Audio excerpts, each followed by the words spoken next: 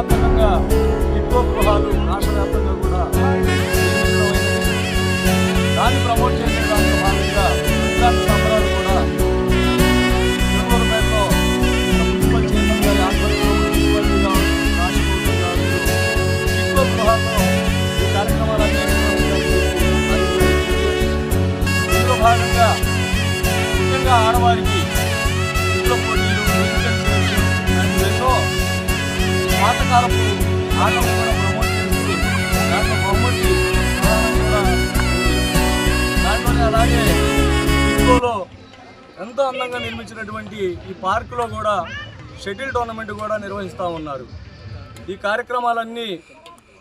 వచ్చే 3 రోజులు ఇవాళ రేపు ఎల్లుండి కూడా ఈ కార్యక్రమాలన్నీ కూడా జరుగుతాయి. ఇందాక పెద్దలు అన్నట్టు బయట నుంచి ఆసక్తి గలవారు వచ్చి ఈ కార్యక్రమాల్లో పోటీల్లో పాల్గొన్నప్పటికీ ముఖ్యంగా ఈ 52 ఎకరాలు టిట్కోల్లో ఉన్నవాళ్ళు ఎక్కువగా ఈ పోటీల్లో పాల్గొని ఉత్సాహంగా రాబోయే మీ సంక్రాంతి కూడా జరుపుకోవాలని మనసారా కోరుకుంటున్నాను. అలాగే సంక్రాంతి పండగ అయిపోయిన వెంటనే రేపు 18వ తారీఖు నుంచి నందమూరి తారక రామారావు గారి వర్ధంతి కార్యక్రమం దగ్గర నుంచి 24వ తారీఖు లోకేష్ బాబు పుట్టినరోజు సందర్భంగా అప్పటి వరకు కూడా మన గోల్కొండ గార్డెన్లో కూడా ఎడ్ల పందాలు కూడా ప్రతిష్టాత్మకంగా జాతీయ స్థాయి ఎడ్ల పందాలు కూడా